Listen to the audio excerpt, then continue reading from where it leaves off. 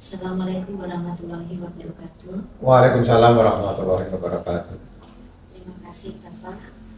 Pada kesempatan kali ini kami dari tim PKKS SMA Negeri 1 Campur Dara, saya Bu Dewi Lestari, kemudian rekan saya Ibu Farida. Pada kesempatan kali ini ingin mewawancarai Bapak terkait dengan kompetensi kepala sekolah bagian nomor 2, yaitu kepemimpinan pembelajaran. Apakah Bapak sudah siap? Insya Allah siap.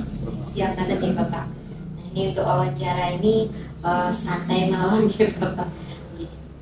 Untuk pertanyaan yang pertama ini terkait dengan memimpin upaya pengembangan lingkungan belajar yang berpusat pada murid. Pak Suraji sebagai kepala sekolah, menurut pandangan Bapak, mengapa lingkungan sekolah yang nyaman dan aman penting bagi warga sekolah? Terima kasih. Jadi intinya mengapa lingkungan sekolah yang nyaman dan aman itu penting bagi warga sekolah. Ini perlu kita pahami bersama bahwa masalah kejiwaan, masalah keamanan jiwa bisa kira merupakan prasyarat dalam proses pembelajaran siswa.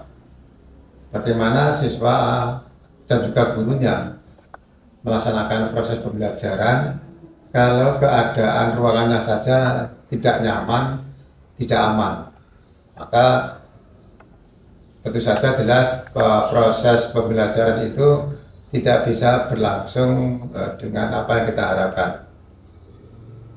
Mungkin terjadi murid kelihatannya memperhatikan, tetapi dalam dirinya itu mungkin memikirkan, oke, jangan-jangan nanti ada genteng yang jatuh, atau mungkin jangan-jangan nanti ada pelapor yang jatuh. Kalau sudah ada pemikiran yang demikian di dalam proses pembelajaran, ini jelas itu akan mengganggu proses pembelajaran itu. Sehingga faktor aman dan nyaman ini merupakan prasyarat dalam proses pembelajaran. Artinya dengan rasa aman dan nyaman ini, kesiapan psikis siswa ini sudah terdukung, sudah terkondisikan. Insya Allah dengan keadaan yang nyaman, ini psikis siswa sudah terkondisikan. Insya Allah pembelajaran berlangsung dengan sesuai dengan apa yang kita harapkan. Terima kasih Bapak. Tadi juga sudah menyebutkan contoh konkret bagaimana lingkungan yang nyaman diperlukan untuk keberlangsungan pembelajaran di sekolah. Nah, sekarang berikutnya bagaimana Bapak sebagai kepala sekolah ini dapat menciptakan lingkungan sekolah yang kondusif untuk komunikasi dan interaksi. Itu bagaimana caranya?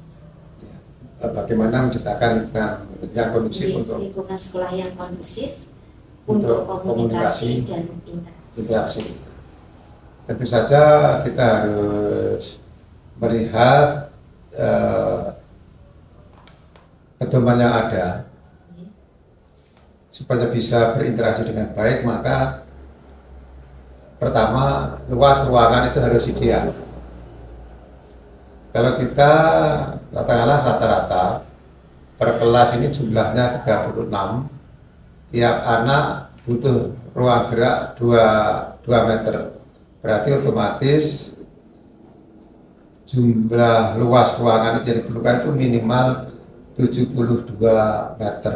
Nah, 72 meter ini kalau dibuat untuk ukuran standar kelas itu adalah 8 kali 9. Dan alhamdulillah hampir seluruh untuk kelas-kelas yang ada di sekolah kita ini memang sudah rata-rata memang 8 kali 9, walaupun ada sedikit yang satu kelas mungkin ya 8 kali 8. Itu prasyarat pertama sudah terpenuhi. Bagaimana menciptakan komunikasi sehingga siswa tadi bisa terkondisikan untuk melakukan komunikasi dengan guru. Kemudian juga yang kita perlukan lagi di samping ukuran yang ideal, ini juga bagaimana penataan perabot yang ada di kelas itu. Nah, penataan perabot yang ada di kelas itu bisa ditata sedemikian rupa sesuai dengan keperluan dari bagaimana metode mengajar atau strategi mengajarnya. Bisa ditata seperti berdiskusi, bisa ditata mungkin dengan model U, ditata dengan model guru dan siswa berhadapan. Ini tergantung kepada kebutuhan yang pas untuk proses pembelajaran tersebut. Sedangkan sekolah ini pada bisa menata yang sifatnya umum, yaitu yang murid itu searah dan berdapat dengan.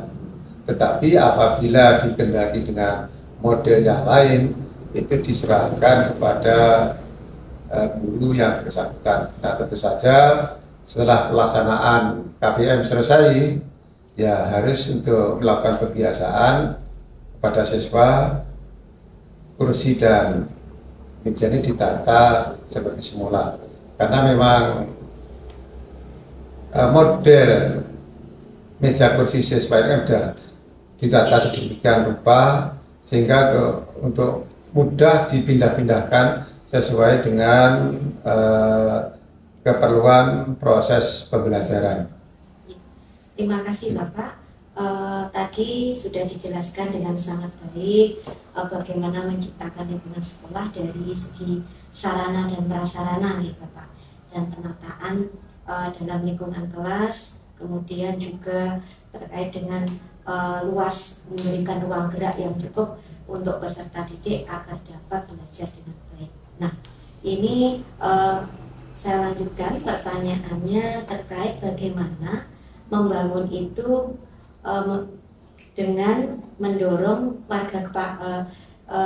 warga sekolahnya. Jadi berkaitan dengan SDM atau sumber daya manusia yang ada di sekolah ini. Nah, seperti ini Bapak, misalnya panjenengan sebagai kepala sekolah itu bagaimana peran panjenengan dalam mendorong warga sekolah untuk dapat terlibat aktif dalam setiap kegiatan yang tadi sudah disebutkan di atas, yaitu interaksi antar warga sekolah.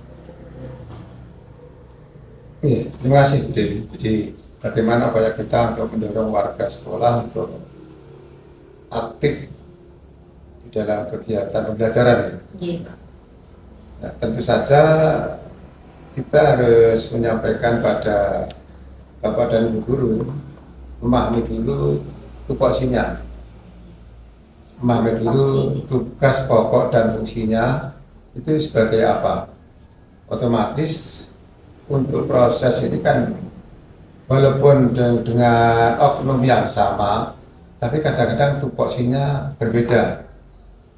Berbeda ketika tupoksinya sebagai seorang pendidik, berbeda tupoksinya ketika sebagai wali kelas, berbeda tupoksinya ketika sebagai pembina eskul dan sebagainya. Nah, dalam upaya ini ya, tentu saja juga harus banyak yang pendukungnya lain. Ya, termasuk pendukung yang lain yaitu juga sarana dan prasarananya. Apalah artinya ketika masing-masing teman guru sudah tahu tupoksinya, tetapi sarananya kurang mendukung, maka otomatis kan maka kegiatan itu juga akan mengganggu kegiatan, tidak akan berjalan dengan lancar.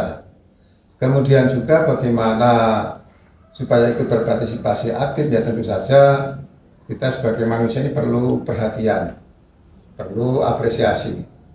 Nah, tentu saja guru-guru yang mungkin punya prestasi lebih, ini minimal juga ada penghargaan, ada prestasi, ada minimal ucapan terima kasih sebagai bentuk penghargaan, apresiasi pada teman-teman guru yang telah melaksanakan aktif dalam proses pembelajaran sehingga kita ciptakan kondisi semacam itu. Dan juga kemungkinan kadang-kadang teman-teman guru ini dalam proses belajar kadang-kadang juga mengalami kejenuhan. Sehingga kita harus bisa menciptakan bagaimana menciptakan situasi bersama untuk sesaat bisa menghilangkan kejenuhan itu, sehingga ketika tampil lagi untuk berpartisipasi aktif ini sudah tidak ada semacam fresh gitulah, sehingga pembelajaran bisa harmonis lagi. Bentuknya kira-kira seperti apa nih Pak? Ya, bentuknya untuk yang model yang fresh itu mungkin tidak harus pergi jauh. Jadi mungkin bisa melaksanakan dengan pembelajaran di luar kelas dan juga mungkin juga jeda itu Pak ya, ya betul, itu kan bagaimana ini itu tergantung pada kreativitas dari guru-guru bagaimana agar komunikasi tetap berjalan baik. Kita punya semangat yang tinggi, tetapi murid-muridnya ini karena kelelahan, maka mungkin juga terjadi komunikasi yang kurang bagus. Maka ini juga diperlukan bagaimana murid yang agak lelah tadi diupayakan biar tidak terlalu lelah, apakah itu dengan ice breathing atau mungkin dengan humor-humor tertentu.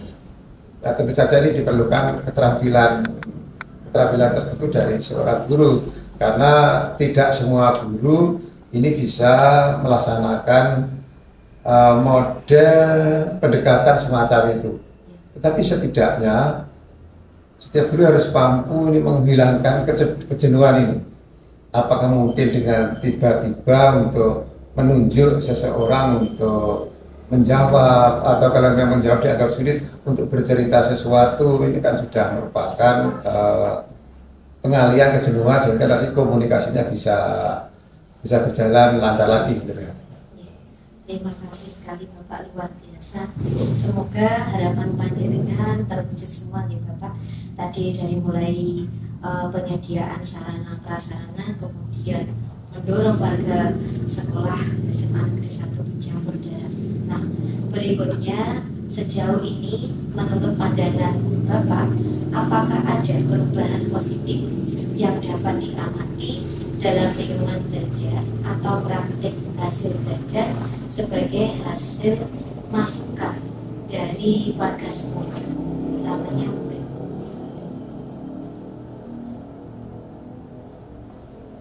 Saya kira yang namanya belajar adalah proses perubahan. Maka perubahan itu harus ada, walaupun sekecil apapun. Kalau toh kita dalam proses ini mengalami hambatan, ya kita coba lagi. Yang kita tahu bagaimana perubahan itu, yang kita tahu tuh akhir-akhir ini dari proses itu jumlah murid yang terlambat kan agak berkurang. Ini juga saya apresiasi dengan teman-teman guru bagaimana menekan murid-murid yang terlambat, juga bagaimana keluhan dari teman-teman guru ketika di dalam kelas ada persoalan. Ini kan juga sering dibicarakan bersama, ini juga ada perubahan. Dan juga di luar ini yang perlu diperhatikan lagi, di luar kelas hal yang sangat sepele tapi bersifat akibatnya itu besar, yaitu siswa yang tidak memasukkan baju. Ini memang kelihatannya ini sepele, tetapi kalau itu dibiarkan akan menimbulkan masalah-masalah yang lain, mungkin dengan anggapan ternyata ini dibiarkan saja, maka murid nanti akan mencari perhatian yang lain, apakah dalam bentuk mungkin melakukan pengusahaan, merokok dan sebagainya. Jadi masalah yang sepele ini harus diselesaikan dahulu.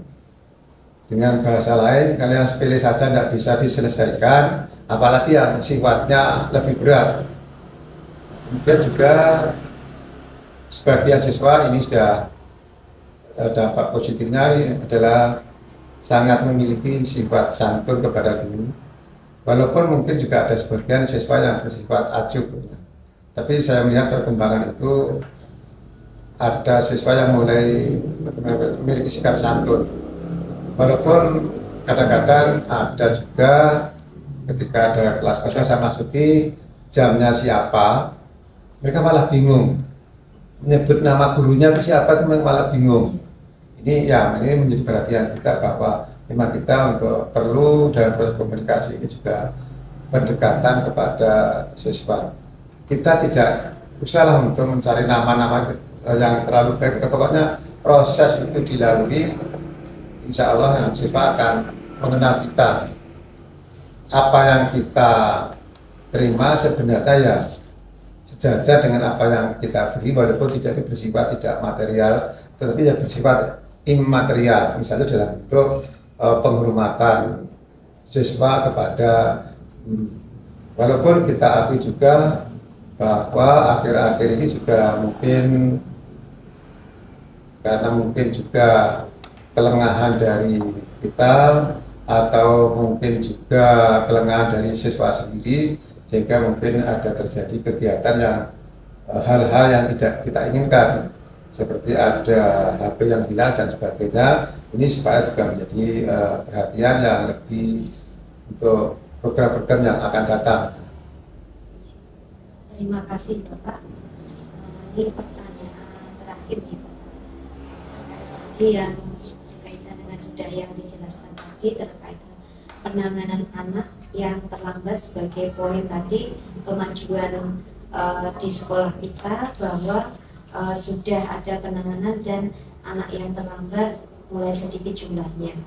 Kemudian penanganan dari hal-hal kecil seperti siswa yang tidak memasukkan baju itu ditangani terlebih dahulu agar nantinya tidak merembet ke masalah yang lebih besar lagi. Nah, apakah dalam hal ini Bapak sebagai kepala sekolah memiliki kebijakan atau prosedur yang jelas tentang bagaimana guru melibatkan murid dalam membangun lingkungan belajar? Dalam kurikulum Merdeka ini kan sudah ada sebelum proses pembelajaran dimulai, kan seharusnya ada kesepakatan itu, sehingga karena kesepakatan itu dibangun bersama, kesepakatan itu dipikirkan bersama, otomatis seharusnya siswa juga ikut di dalam proses pengkondisian itu. Nah, tentu saja di sini memang diperlukan proses kesepakatan itu, bagaimana ketika terjadi pelanggaran terhadap kesepakatan, karena kesepakatan juga bersama-sama, otomatis siswa juga harus untuk melaksanakan hasil kesepakatan itu, termasuk ketika terjadi ada pelanggarannya. Kalau terjadi ada pelanggaran di dalam kesepakatan itu, kita sebagai pendidik maka tidak serta-merta harus menjustisi, tapi ya otomatis ya mencari penyebabnya dulu. Mengapa anak itu di kelas ramai, mengapa anak itu telah di kelas itu bermain HP pada saat pembelajaran, maka kita introspeksi dulu. Apakah dalam proses pembelajaran ini kita sudah bisa menguasai kelas? Apakah dalam proses pembelajaran ini kita mampu untuk mungkin mengendalikan anak, atau juga apakah dalam proses pembelajaran tersebut materi yang kita berikan itu kita ambil yang bisa menarik perhatian anak.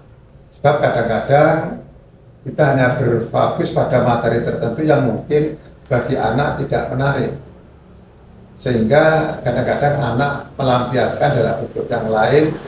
Apakah itu pura-pura tidur, bermalas-malasan, dan maka itu setiap guru harus tetap untuk introspeksi, sehingga dari walaupun sudah ada kesepakatan, kita harus tetap untuk membina anak, tidak langsung menjastiki, tetapi membina anak. Dan juga harus kita pahami pertama bersama bahwa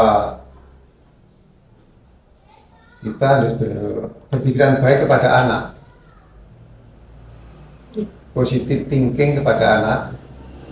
Anak memang perlu pembinaan kita, anak memang perlu butuh perhatian kita. Nah, mungkin dari positive thinking itu timbul mungkin perilaku yang baik, atau dengan istilah kita kan sebenarnya dengan Nayotama Adibrata itu. Dari pola-pola berpikir yang positif, kita anggap anak semuanya positif.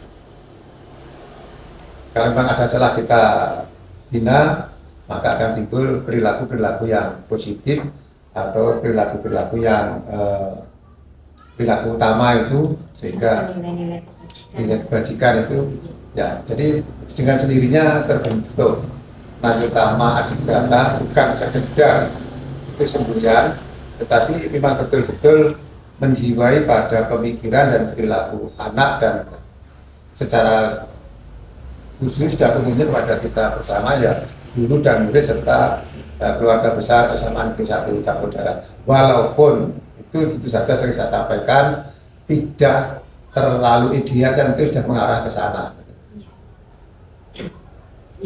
Terima kasih Bapak untuk titik saat ini. Dapat saya tarik benang merahnya nih Bapak, dari mulai yang pertama tadi panjenengan sudah sangat jelas sekali mengapa bahwa lingkungan sekolah yang aman dan nyaman itu penting bagi warga sekolah. Kemudian juga sudah memaparkan dengan gamblang faktor-faktor yang mempengaruhinya, dan juga sudah memberikan contoh-contoh konkret lingkungan sekolah yang aman dan nyaman. Dilanjutkan bagaimana panjenengan sebagai kepala sekolah juga sudah memberikan ruang yang khusus yang baik-baik dari segi sarana ataupun prasarananya, dan juga menyiapkan SDM, mendorong seluruh warga sekolah untuk memiliki rasa kepercayaan dan empati antar warga sekolah.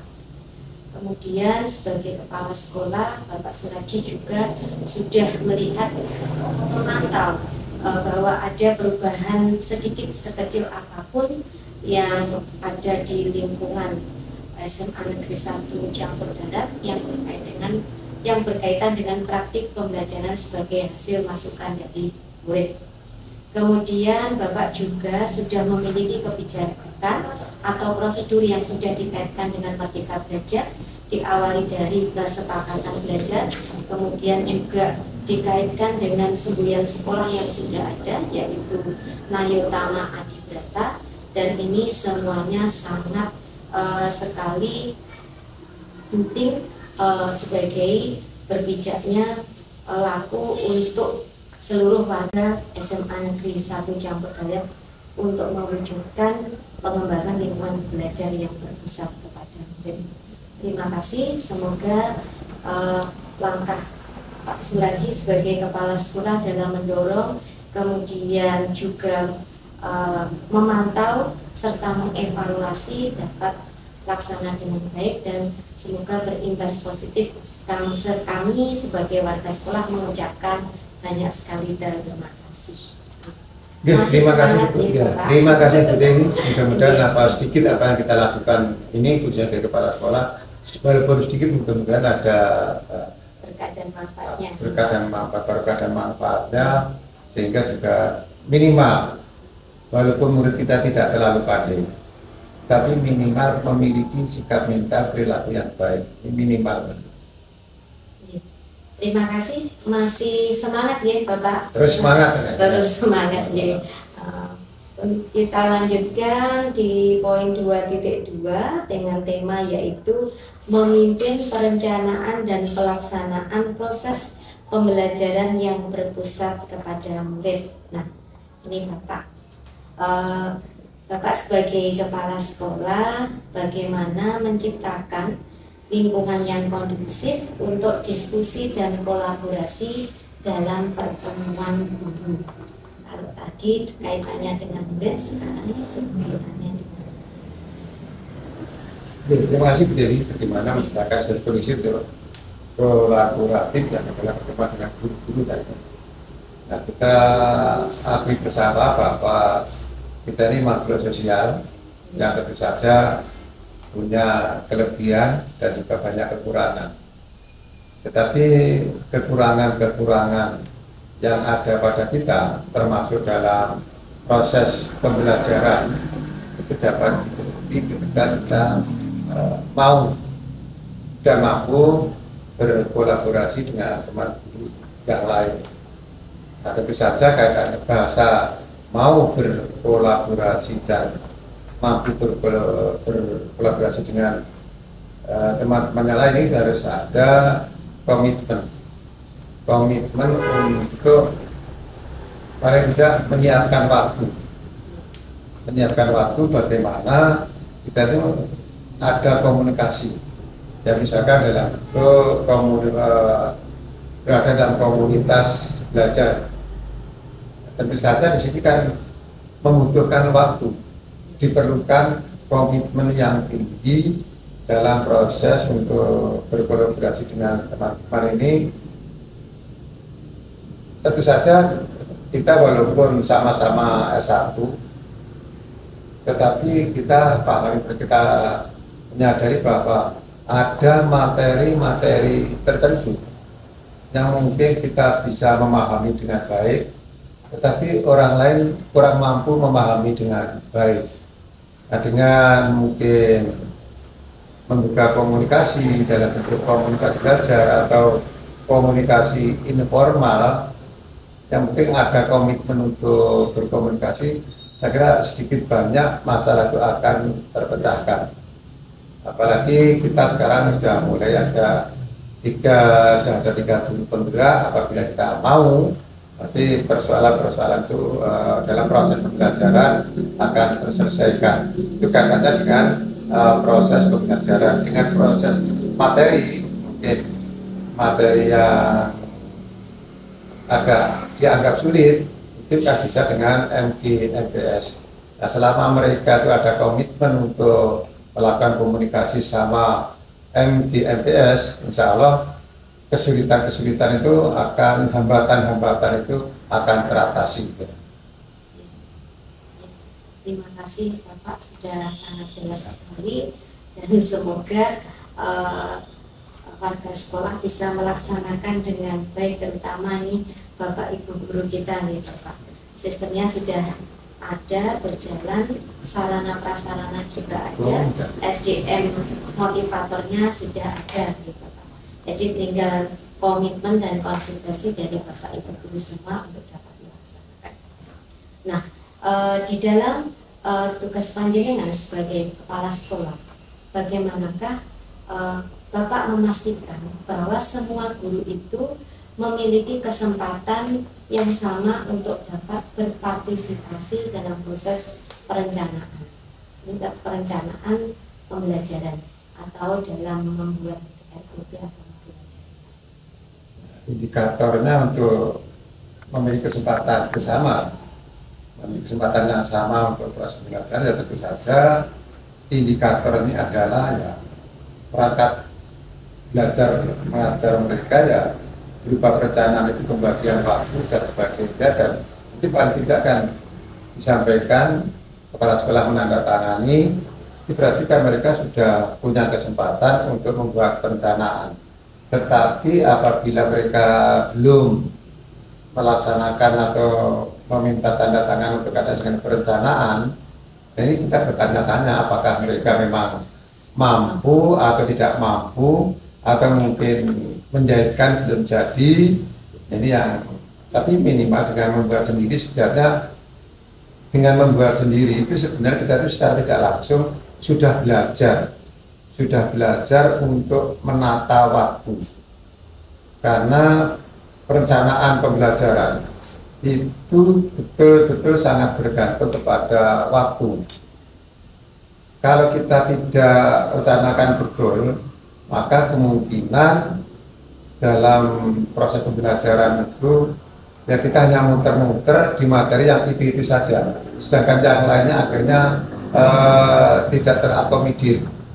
Karena itu proses perencanaan itu mulai dari perencanaan waktu untuk jam tiap minggu dan seterusnya, kemudian perencanaan tiap-tiap kompetensi, dan juga tiap kompetensi memiliki sub-sub kompetensi. Nah, ini harus betul-betul direncanakan. Paling tidak kalau sudah katakanlah Brumer tahun kedua, ini kan kita bisa melihat memotret yang sebelumnya itu bagaimana pelaksanaannya. Dari situ kan kita bisa melakukan perbaikan untuk melakukan perencanaan ke tahun yang akan datang. Terima kasih Bapak. Nah, tadi masih berkaitan dengan yang pertanyaan barusan nih Bapak. Tadi panjenengan memastikannya melalui bahwa ada guru yang minta tanda tangan ke panjenengan. Nah, ini bagaimana dengan guru yang tidak sama sekali membuat perencanaan? Bagaimanakah Bapak Suraji sebagai kepala sekolah memberikan masukan kepada guru tersebut agar nantinya dalam proses perencanaan bisa lebih baik lagi atau mungkin memberikan motivasi semacam? Ya, memang kita akui bahwa kepala kita ini sama-sama hitam, tapi isinya berbeda-beda, mindsetnya berbeda-beda. Nah, hal ini memang setiap tahun pasti ada yang tidak membuat perencanaan. Walaupun saya lihat kejadian, tapi kan juga mencatat siapa yang sudah mengumpulkan perencanaan semester awal dan seterusnya. Nah, berkaitan dengan kalau terpaksa ada guru yang tidak bisa melakukan perencanaan, ya kita beberapa guru saya panggil bahwa lebih-lebih untuk teman-teman guru yang sudah punya TPP, itu kan berkaitan dengan profesionalisme. Nah, salah satu ciri dari profesionalisme ini kan membuat perencanaan. Kalau tidak mau membuat perencanaan, maka bagaimana dengan profesionalismenya? Berarti proses pembelajaran nanti kan ngawur. Nah, apakah nanti ya saya tanyakan dalam diri mereka, apakah layak untuk menerima TPP, karena kan dari proses yang sederhana saja itu tidak mampu atau mungkin juga tidak mau membuat proses yang sederhana saja. Padahal itu kan amanah dari negara. Berkata dengan saya Bu Yoni juga, ya kok tidak berkat dari iman-iman, kalau tinggal tinggal membuat perencanaan, menggarisbawahi apa yang baik tahun yang sebelumnya, kemudian merevisi yang kurang baik. Ini kan ya memang kelihatannya butuh waktu, tetapi kan karena ini namanya tuntutan profesionalisme, ya maka mau tidak mau kita harus membuat perencanaan itu. Lanjut ya Bapak. Terima kasih sekali menginspirasi Bapak untuk penanganan rekan guru yang belum atau belum bergerak sama sekali dalam membuat perencanaan. Penanganannya hal positif gitu. Nah, dari yang panjenengan alami sebagai kepala sekolah, dari perubahan yang tampak setelah diberikan umpan balik itu seperti apa dari rekan guru tadi? Kita kembali kepada filsafat Jawa. Watuk itu bisa diobati, tapi kalau watak itu ya sulit untuk diobati, untuk proses yang sangat panjang. Kalau memang diingatkan, kemudian diposisikan yang seharusnya tidak mau melaksanakan juga, ya itu saja kita kan punya atasan. Memang terpaksa sudah dari berbagai sisi kita dianggap tidak mampu untuk membina dalam membuat perencanaan, ya otomatis kita nanti ya bahasanya kan menyampaikan pada atasan kita. Tetapi sebenarnya selama itu kita masih bisa melaksanakan pembinaan, saya kira itu tidak perlu. Karena nanti pembinaan di atasan kita itu mungkin juga belum tentu sebaik apa yang kita lakukan.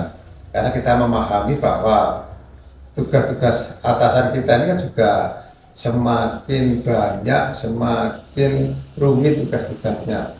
Karena itu selama itu bisa ditangani oleh pimpinan langsung, ya maka saya harapkan untuk teman-teman yang dalam kaitan ini tidak melakukan pekerjaan sebagai profesionalisme, maka ya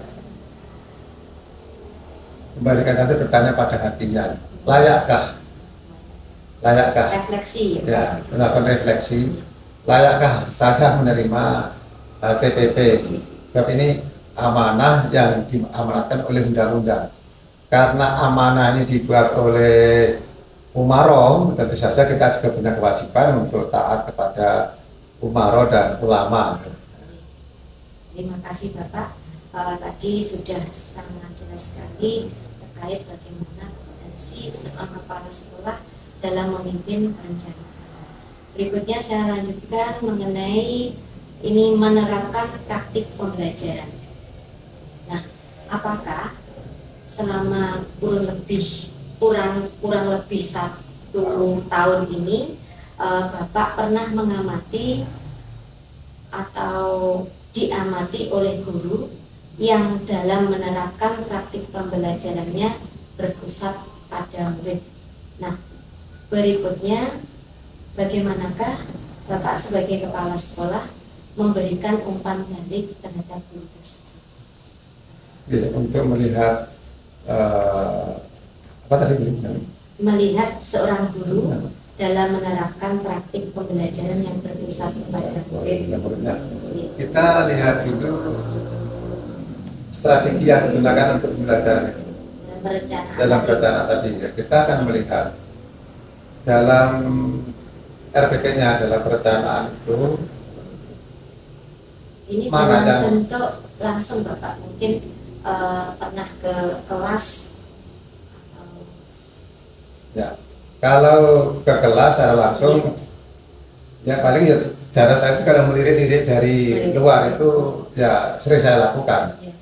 Tapi yang penting bagi saya itu, sebab kalau saya langsung terjun kadang-kadang juga manusiawi juga. Tapi kan kalau kadang-kadang mendengarkan dari luar itu kan lebih leluasa.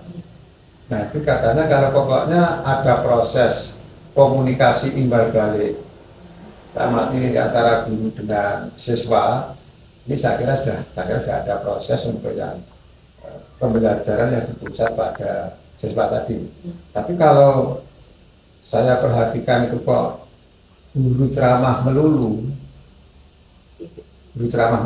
oh berarti kan proses pembelajaran berpusat pada ini beralih kepada proses pembelajaran berpusat pada guru.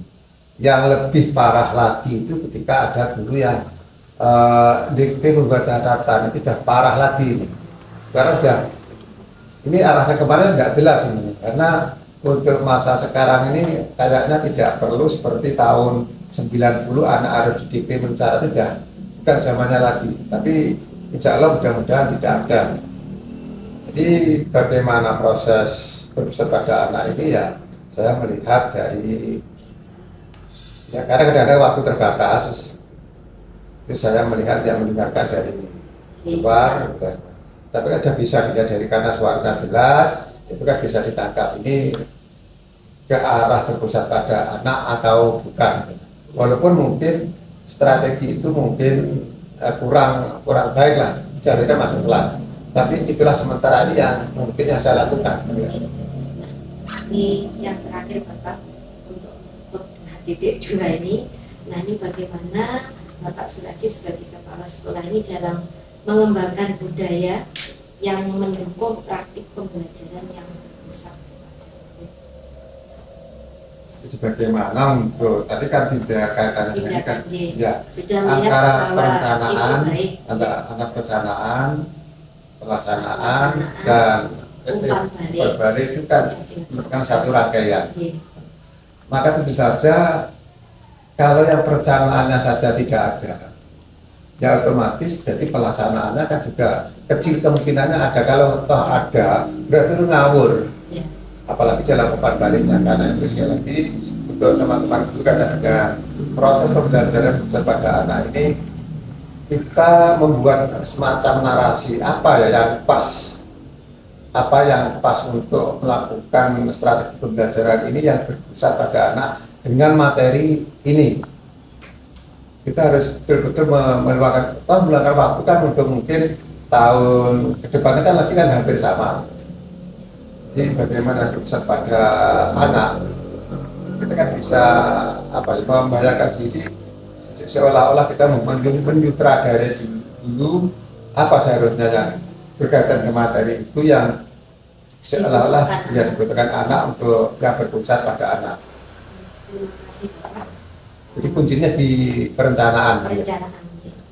Dan perencanaan di sana juga ada kemauan untuk melakukan inovasi dari perencanaan itu setiap tahunnya, walaupun inovasi tidak sempurna betul, tapi minimal ada perencanaan itu sudah mengarah kepada pembelajaran berpusat pada anak.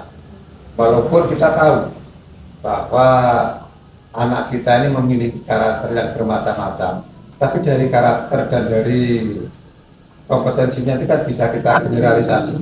Mana kira-kira proses pembelajaran yang berpusat kepada anak. Kita yakin tidak ideal betul ya, berarti ada, tapi minimal sudah mengarah ke situ. Penutup yang paling penutup ya Pak, kaitannya dengan kurikulum merdeka itu kan ada istilah diferensiasi gitu.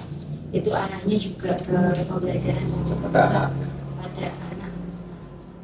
Jadi memang untuk di SMA Negeri 1 Campur Darat dari mayoritas kan sudah dilaksanakan pembelajaran yang sudah banyak sekali melibatkan anak atau murid, tetapi mungkin secara prosedural, secara teks itu belum mengerti bagaimana cara menuangkannya. Tadi sudah kami sampaikan masalah-masalah yang sulit atau masalah-masalah yang kurang dimengerti itu bisa teratasi lewat MPMPS, MPMP maupun komunitas belajar. Nah, termasuk di sini adalah bagaimana menciptakan proses pembelajaran yang berdiferensiasi sosial. Ini memang mudah sekali kita ucapkan, tetapi kalau pemahaman guru ini tidak luas, maka mereka akan tetap dalam proses pembelajaran itu ya mengarah pada satu titik saja. Jadi mungkin tidak memperhatikan anak yang kepribadiannya berbeda, berkebutuhan khusus, atau mungkin juga anak yang mungkin mengalami masalah yang di rumah yang dibawa ke sekolah. Ini kan juga ada faktor-faktor yang banyak. Nah, karena itu kita harus tetap ya, sebagai seorang guru ya harus bisa memahami semuanya ini, walaupun tidak, sekali lagi saya katakan tidak ideal betul, tapi sudah arah ke arah itu.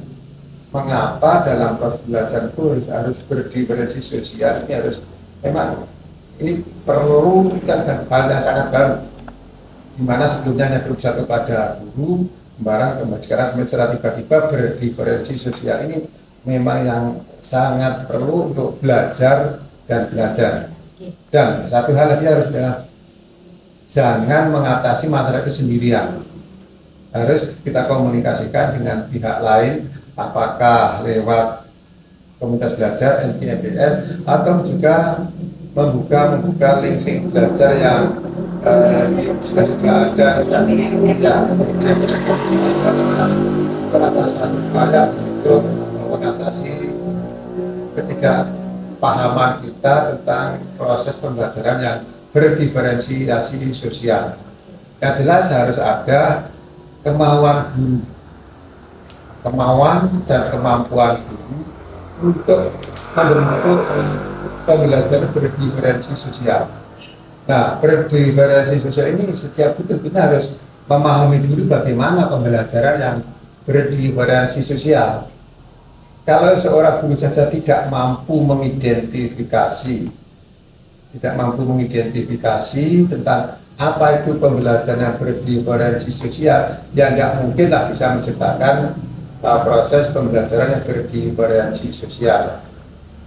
Berdiferensi sosial ini kan bisa mungkin dari lihat outputnya atau mungkin dari prosesnya kan bisa. Sekarang bagaimana seorang guru bisa membuat undi-undi ketika tidak tahu konsep undi-undi itu apa? Sama di sini juga menciptakan proses pembelajaran yang berdiferensi sosial sudah tidak mungkin bisa kan tidak bisa memahami itu. Ini istilah yang harus kita pahami tentang berdiferensi sosial. Dan jelas kita dalam proses ini harus memperhatikan anak dengan segala latar belakangnya, anak dengan segala kemampuannya, anak dengan segala mungkin ya apa itu gaya belajarnya. Ini ya memang tantangan bagi guru. Ini mungkin selama saya menjadi guru sejak 1985 sampai sekarang ini ya inilah mungkin proses pembelajaran yang mungkin relatif sulit karena harus guru bisa menciptakan di sini. Kadang-kadang jangankan untuk memperhatikan sekitar 30 anak, memperhatikan anaknya saja di rumahnya 2 orang itu kadang-kadang masih bingung kok.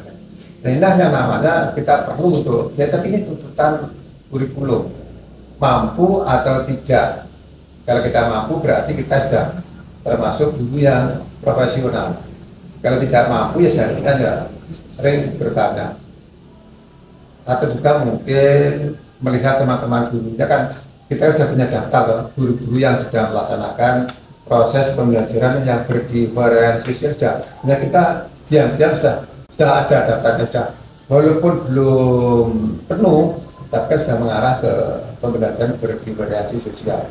Dan itu pun setiap kompetensi kan jelas berbeda-beda. Nah itulah tadi yang penuhnya guru ini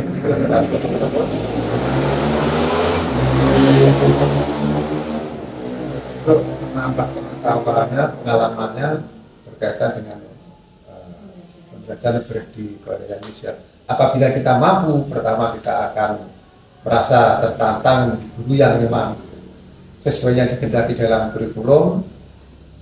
Dan apabila tidak mampu ya tentunya harus belajar dan belajar. Yang penting ada semangat untuk berkomunikasi bagaimana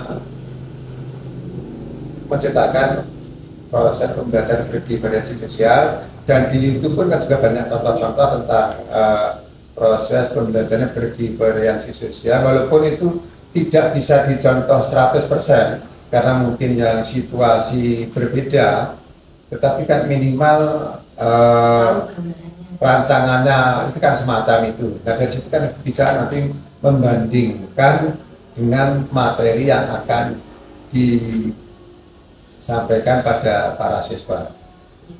Terima kasih Bapak. Untuk sudah jelas sekali. Masih madunya masih ada terus tadi. Ini kita lanjutkan untuk yang 2.3. Ini tentang memimpin refleksi dan perbaikan kualitas proses belajar yang berpihak kepada murid. Jadi semuanya di Merdeka Belajar ini muaranya adalah kepada murid.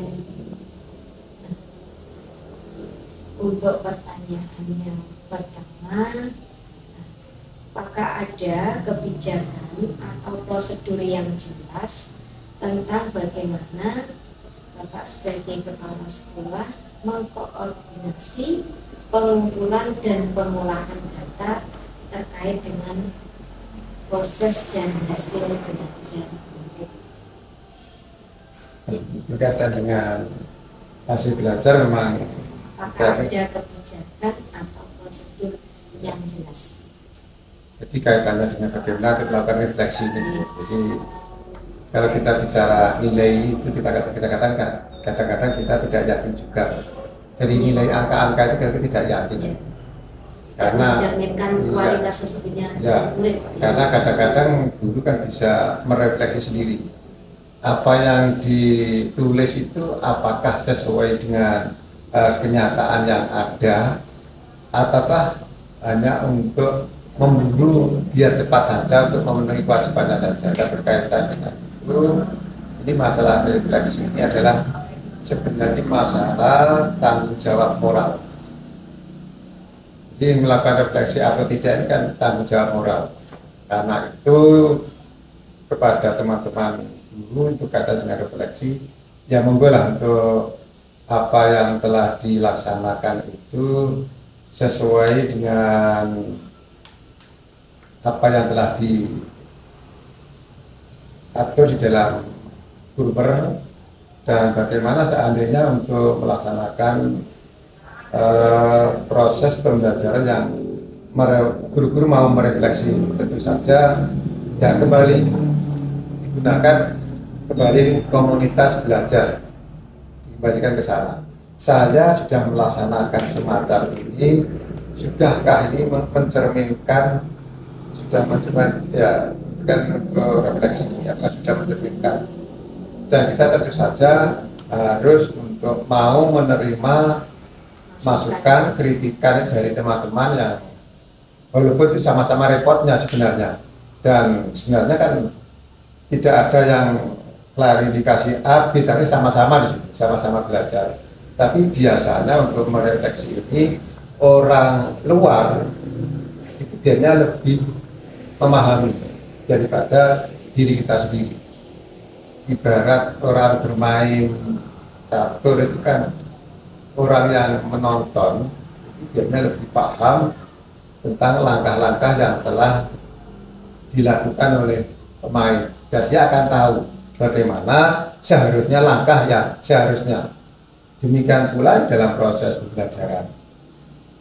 Nah, tentu saja di sini tentu saja alangkah baiknya juga ada teman yang pendamping, memang betul-betul ada refleksi. Nah, itu nanti ya tentu saja bagaimana teman itu mau untuk memberikan masukan tentang refleksi yang mereka lakukan. Terima kasih Bapak. Kemudian ini tadi kan sudah dijelaskan secara prosedural ya bagaimana proses pengumpulan kemudian pengolahan data terkait dengan refleksi tadi. Apakah ada perubahan positif yang dapat diamati dalam proses dan hasil belajar murid sebagai hasil pengumpulan dan pengolahan data? Kita kembalikan dulu kepada teman-teman guru sudah mau dan mampu melakukan refleksi atau belum. Ini pertama ya. Kalau kita belum punya data tentang yang melakukan refleksi, kita tidak bisa membuat kesimpulan. Nah, tapi kalau saya itu refleksi itu saja dengan kegiatan refleksi itu pasti itu akan mengubah yang apa sudah dilaksanakan dan untuk proses pembelajaran selanjutnya dari refleksi itu. Karena ini sekali lagi pada itu komitmen daripada teman-teman guru. Refleksi ini tidak sekedar nilainya berubah, tapi yang paling bagus adalah refleksi adalah bagaimana mengubah proses, mengubah perilaku ini. Ini saya kira yang paling betul itu. Kalau masalah perubahan nilai kita kan bisa saja, tapi yang substansinya itu adalah ada pada bagaimana kita mengubah proses pembelajaran itu setelah kita melihat hasil pembelajaran yang sebelumnya. Karena itu ya tentu saja guru-guru ini harus diberi untuk guru ini harus mau melaporkan hasil refleksi. Walaupun mungkin dari sisi administrasi nambah tugas lagi, tetapi inilah tuntutan kita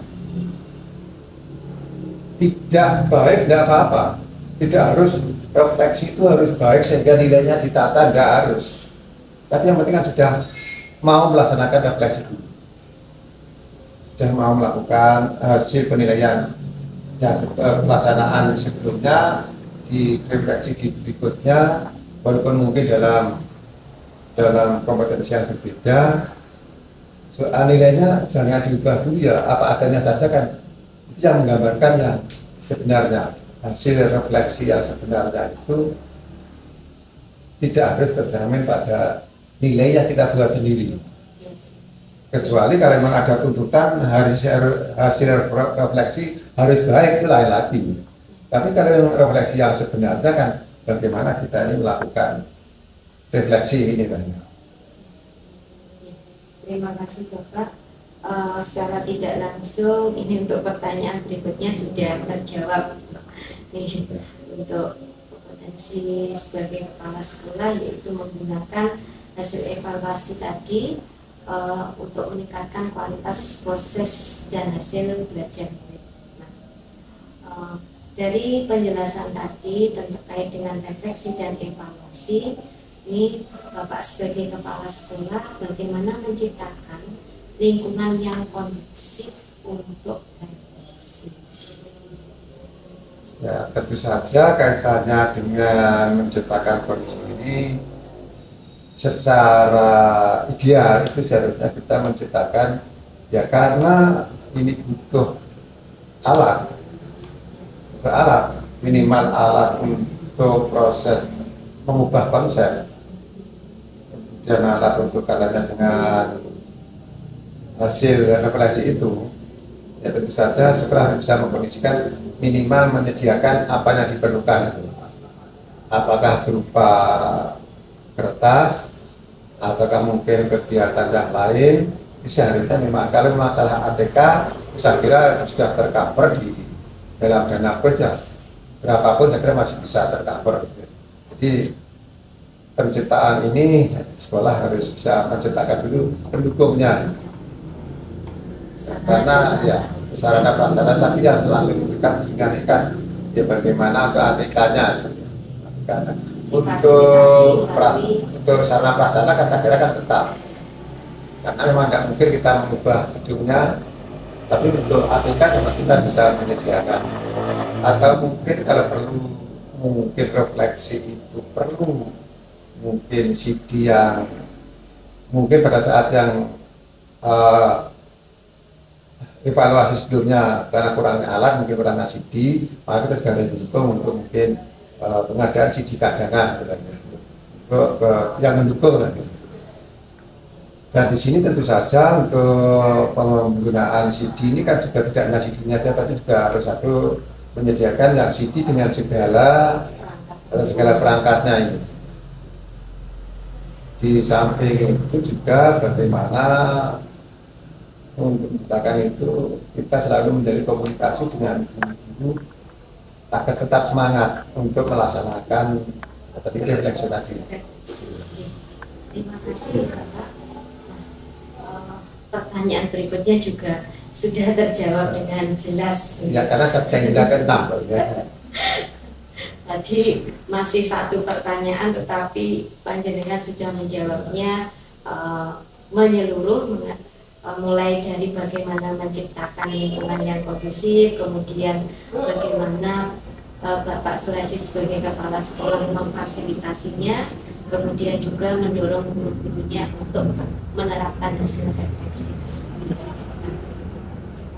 Berikutnya Bapak, bagaimana sebagai kepala sekolah memberikan umpan balik yang konstruktif atau membangun dan bermanfaat kepada siswa, kepada guru dalam dalam sebuah peribahasa atau mungkin pepatah bahwa bahasa ucapan itu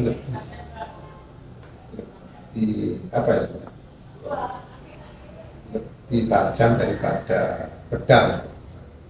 Nah, saya sudah sejak awal tadi saya sampaikan bahwa dalam proses ini kita harus bisa melihat ketika kita menjadi komunikasi dengan teman-teman guru, apakah dalam bentuk perencanaan, proyeksi dan sebagainya. Dan jelas kita harus tahu dulu situasi kejiwaannya.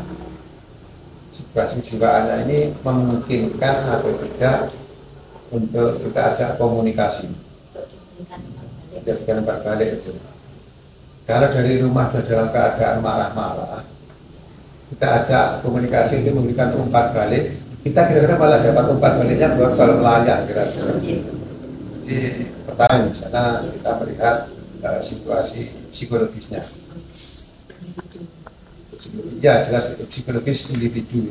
Jadi untuk tadi apa menciptakan bagaimana panjenengan sebagai kepala sekolah memberikan umpan balik yang konstruktif atau membangun dan bermanfaat kepada. Jadi pertama kita lihat situasi psikologisnya. Yang kedua memberikan juga seharusnya ini memberikan alternatif. Memberikan alternatif walaupun kalau mungkin materinya sama-sama sosial katakanlah kan memberikan alternatif. Kalau model semacam ini juga sulit kita laksanakan, atau kita sebaiknya menggunakan strategi yang lain. Atau kalau model diskusi tidak tercapai, apakah mungkin bisa digunakan dengan model sosiodrama? Ya, kemudian drama itulah model. Ini kan ada di masa saya kan ada istilahnya dengan drama itu kan. Atau dengan bermain peran lah, dia bermain peran. Jadi kita memberikan alternatif-alternatif yang bukan berarti kita mengharuskan harus begini, tapi namanya kan memberikan alternatif. Ya memberikan gambaran alternatif pemecahan strategi pengalihan strategi yang kurang berhasil kepada strategi yang model yang lainnya. Itu yang kaitannya dengan alternatif. Kemudian yang ketiga tuh alternatifnya ini ya kita juga memberikan reinforcement bahwa ya itulah menghadapi anak itu seninya di situ. Pasti ada sesuatu yang mungkin berbeda dengan apa yang kita inginkan, berbeda dengan harapan yang kita inginkan. Itu sudah pasti, karena memang anak di sini kan jumlahnya relatif banyak. Kalau bisa makan satu pemikiran juga mungkin kadang-kadang ya, berbeda juga. Maka kaitannya dengan umpan balik ini ya sebaiknya teman-teman guru bisa melihat umpan balik yang mana yang lebih bermanfaat. Ada unsur manfaatnya kepada anak juga umpan baliknya. Karena sekali lagi pembelajaran yang bermakna itu kan pembelajaran yang memberi manfaat kepada masa depan anak. Walaupun sekarang tidak terasa, tetapi suatu saat pasti mereka akan teringat kalau itu memang terasa manfaat, teringat oleh ucapan seorang guru. Jadi walaupun itu menyampaikan kita kepada guru ya menyampaikan umpan balik yang sifatnya memotivasi. Terima kasih Bapak. Ini pertanyaan belum saya luncurkan tapi sudah panjenengan jawab. Ya, lagi-lagi begitu ya. Lagi-lagi begitu. Yaitu bagaimana menciptakan lingkungan yang mendukung guru untuk melakukan perbaikan. Tadi kan secara tidak langsung gambarannya sudah gamblang sekali karena mungkin Pak Suraji sudah hampir purna puluhan tahun menangani anak sebagai seorang guru dan juga sebagai kepala sekolah, jadi sudah apa ya istilahnya ngelontok luar dalam. Kalau lontoknya bukan itu kan hanya kebetulan saja. Ya. Terima kasih sekali dan kami di sini juga banyak belajar lagi kepada Bapak terkait dengan bagaimana seorang guru dapat memberikan refleksi kemudian membuat perbaikan-perbaikan untuk proses pembelajaran. Dan apa yang saya sampaikan tadi sebenarnya kata kuncinya satu, komitmen. Komitmen. Apapun keadaannya, apapun situasinya, apabila seseorang telah punya komitmen, pasti dia akan melakukan hal yang dianggap baik, walaupun mungkin itu di mata orang lain dianggap aneh. Ketika sudah punya komitmen, itu tentu saja mereka akan terus untuk berupaya untuk melakukan hal-hal yang dianggap baik. Terima kasih, masih semangat ya Pak. Ya, agak Sudah ya, agak 1 semangat, jam ya. lebih sepertinya. Tidak apa-apa nih untuk yang poin terakhir, yaitu 2.4 mengenai melibatkan orang tua atau wali murid sebagai pendamping dan sumber belajar di sekolah. Nah, ini bagaimana Pak Suraji sebagai kepala sekolah menciptakan lingkungan yang mendukung guru untuk membangun hubungan dengan orang tua atau wali. Terima kasih. Katanya dengan bagaimana istilahnya membangun komunikasi dengan wali murid, dengan orang tua wali murid. Kita ketahui bahwa salah satu stakeholder dari sekolah ini kan wali murid. Baik dan tidaknya sekolah itu juga salah satu faktornya dari stakeholdernya yaitu wali murid.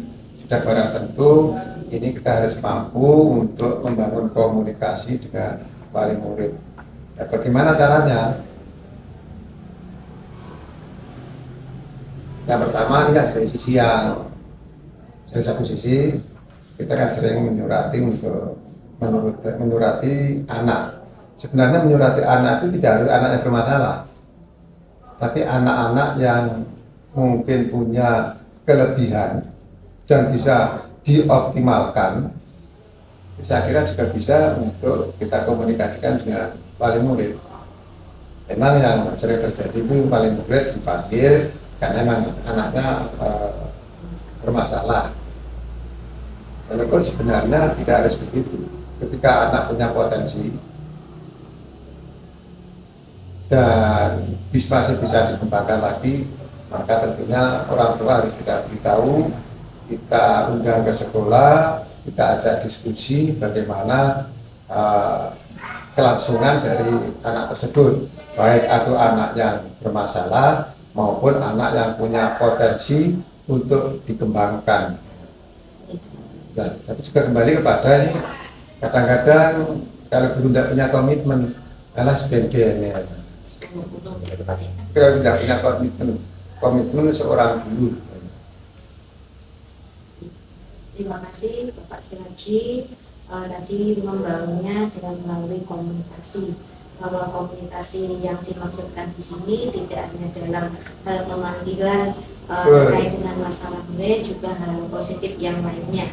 Nah, saya lanjutkan ya Bapak. Nah, ini bagaimana Pak Suraji sebagai kepala sekolah mendorong guru untuk melibatkan orang tua atau wali murid dalam proses pembelajaran. Di kerjasama antara guru dan wali murid ini juga diperlukan, karena itu laporan apakah itu laporan pendidikan atau laporan kemajuan siswa, ini memang seyogianya kita komunikasikan dengan wali murid. Nah, dari situ kan nanti wali murid kita mintai untuk semacam komen untuk menanggapi bagaimana perkembangan anaknya itu, dan tentu saja ini kan akan terjadi umpan balik kepada teman. Atau kita tidak tahu apa yang terjadi, ternyata anak ini ternyata nilainya mengalami penurunan. Kita tidak tahu, mungkin dari komunikasi dengan orang tua ini kan ada hal yang kita tidak ketahui. Nah, akhirnya bisa. Nah, maka sebaiknya begini Pak. Ini kan sudah mendorong partisipasi wali murid dalam proses pembelajaran terhadap anak secara individual. Jadi harus ada komunikasi yang mendorong semacam itu. Yang kedua juga, ketika anak itu kembali kepada anak yang punya potensi, yang ya kita minta masukan dari mereka. sekolah sudah berbuat semacam ini untuk mengembangkan potensinya Gusti katakanlah gitu. Ya. Tapi wali murid yang kita temukan, maka apa sebaiknya kita laksanakan menurut penjelasan. Ini kan sudah nanti kan mereka akan memberikan masukan. Tentu saja di sini berarti kan tidak ada upaya bagaimana mendorong prestasi potensi yang ada pada anak dari wali murid dalam proses pengembangan pembelajaran. Atau mungkin juga orang tua memberikan masukan, anak saya ini di rumah ini hobinya kok begini, bagaimana pengembangannya. Nah maka kita kan bisa mengarahkan kepada mungkin penjurusan yang pas, ini kan mendorong wali murid untuk berpartisipasi dalam proses pembelajaran. Atau juga mungkin kebiasaan belajarnya bagaimana di rumah. Dan nanti kan mungkin wali murid menyampaikan kepada guru mapel atau guru wali kelasnya kebiasaan belajarnya di rumah tidak pernah belajar, dia hanya belajar HP misalkan. Itu kan akhirnya kan dari masukan itu kita kan bisa untuk memanggil anak nanti dalam proses pembelajaran kan agar lebih meningkat lagi. Ini sudah mendorong orang tua wali murid untuk berpartisipasi. Dan juga mungkin ya kaitannya pula dengan mungkin wali murid kan ya sebenarnya bahasanya kan sebaiknya gitu ya. Sebaiknya begini, maka masukan lewat grup yang mungkin grup wali kelas yang dengan orang tua itu Pak wali kelas minta saran.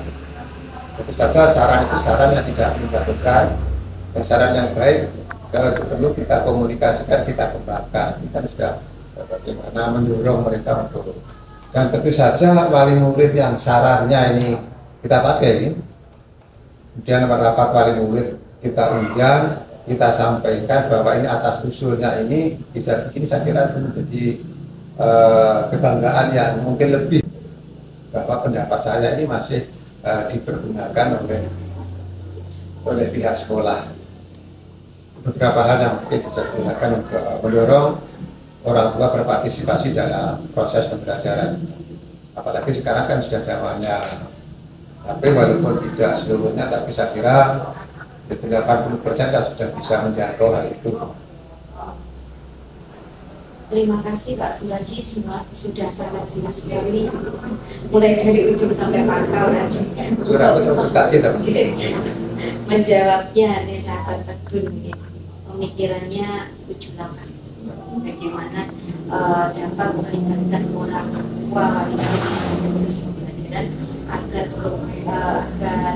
putra putrinya itu dapat belajar secara maksimal, dapat menggali lebih dalam potensi yang ada di dalam dirinya.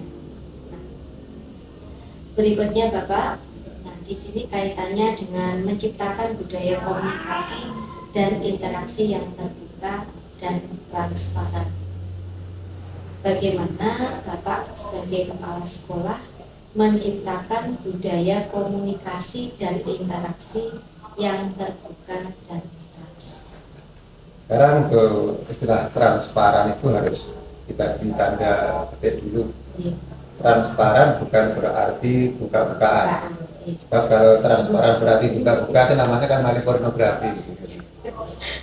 Jadi transparan ini sesuai dengan porsinya. Jangan komunikasi dengan wali murid yang transparan, ini yang sesuai dengan porsinya.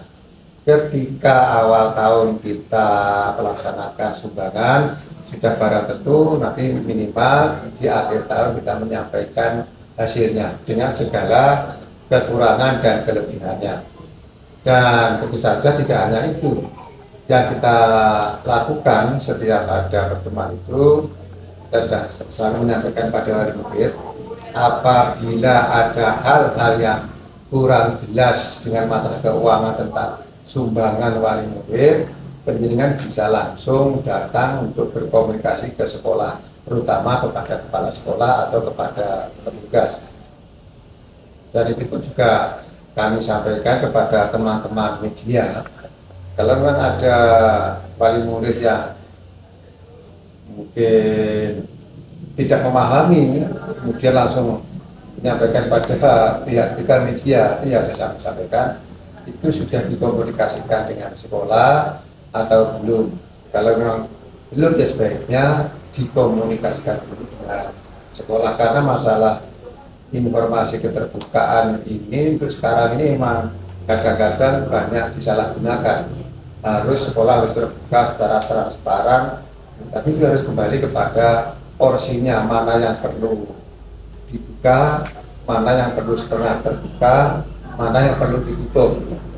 Jadi ada porsinya masing-masing lah. Bagaimana membangun komunikasinya tadi, kami sudah memberikan kesempatan seluas-luasnya kepada wali murid setiap kali ada pertemuan, bahkan juga ketika ada pertemuan informal yang datang ke rumah dan sebagainya, untuk menanyakan hal-hal yang dianggap kurang paham, termasuk yang kadang-kadang masalah sumbangan. Jadi ya, dia secara transparan komunikasi itu tadi. Jadi secara transparan itu harus kita pilih-pilih mana yang perlu kita sampaikan dan mana yang tidak perlu kita sampaikan, karena dalam etika birokrasi itu juga sudah ada rambu-rambunya. Walaupun ada istilah keterbukaan, tetapi rambu-rambu itu tetap ada. Tetapi kalau laporan secara umum itu sudah ada di pihak pengelola keuangan, baik itu bos, baik itu BPUP maupun saudara, tidak setiap bulan itu sudah ada laporan secara umum. Tapi kalau menyangkut kwitansi, nota dan sebagainya, ini malah tidak diperbolehkan. Karena apa? Walaupun itu keterbukaan yang diperbolehkan untuk melihat kwitansi dan nota itu hanya beberapa pihak, yaitu hanya APH dan atasan langsung. Jadi kita tetap membangun komunikasi, secara umum bisa ditanyakan kepada petugas. Terima kasih Bapak, transparannya sangat jelas sekali ya, mana yang diperbolehkan dan mana yang tidak diperbolehkan. Berikutnya Bapak, ini terkait dengan menciptakan tadi kan budaya komunikasi dan interaksi ya Pak. Sekarang menciptakan budaya sekolah yang mendukung komunikasi dan interaksi antara guru dan orang tua wali murid. Ini bagaimana Bapak sebagai kepala sekolah menciptakan budaya sekolah yang mendukung komunikasi dan interaksi antara guru dan orang tua murid. Kata kuncinya di menciptakan budaya sekolah yang mendukung komunikasi dan interaksi. Apa yang sudah kita lakukan dan terus kita lakukan, pertama adalah adanya home visit. Home visit sehari ini kan arahnya juga mendukung komunikasi antara guru atau wali kelas dengan wali murid. Home visit. Dan juga mungkin ketika ada anak-anak yang sakit, kemudian kita antarkan pulang, ini kan juga nanti terus otomatis juga ada komunikasi antara guru yang mengantarkan itu dengan wali murid. Karena kan tidak mungkin anak begitu diserahkan langsung ditinggal pulang, kan tidak mungkin. Ya, pasti ada interaksinya, bagaimana kok sampai terjadi anak semacam ini. Lah mungkin orang tua kan bisa menceritakan kronologisnya, mungkin apa yang pernah disandang, pernah penyakitnya itu apa kan diceritakan, ini kan makanya terjadi komunikasi.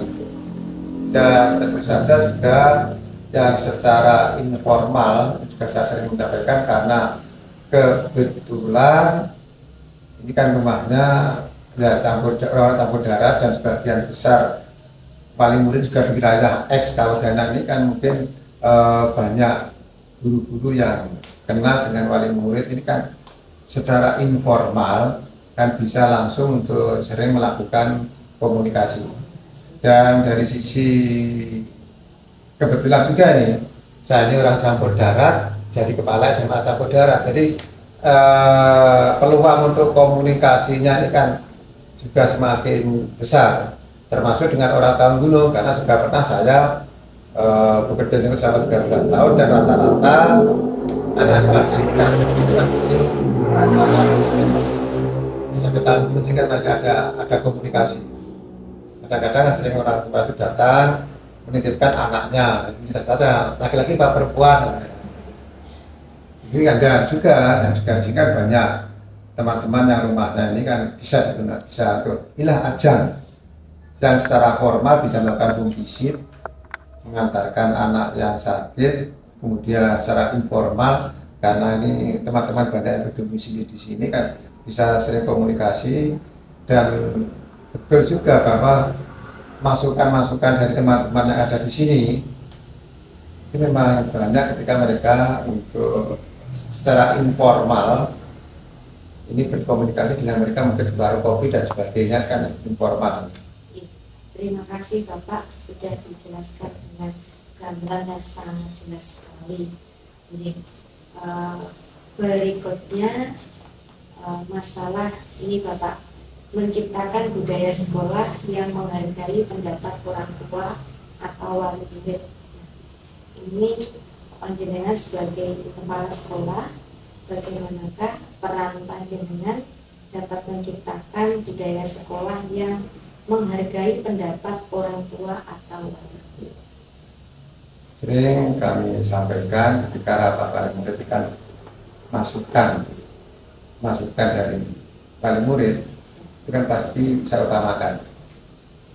Ini kan bagaimana kita, walaupun kadang-kadang masukan itu ya sangat menyakitkan, kadang-kadang iya, tapi ketika mereka menyampaikan masukan itu kita sampaikan ucapan terima kasih. Kita terima kasih telah memberikan masukan, sebenarnya kan sudah menghargai mereka, bukan langsung kita justify itu. Oh, pendapat itu saja kalau disampaikan kan tidak mungkin. Kita tetap ketika di forum-forum itu baik itu komite, jasa pesan juga dengan teman-teman komite, apapun pertanyaan, tanggapan dari pertanyaan usulan dari wali murid itu harus tetap dihormati.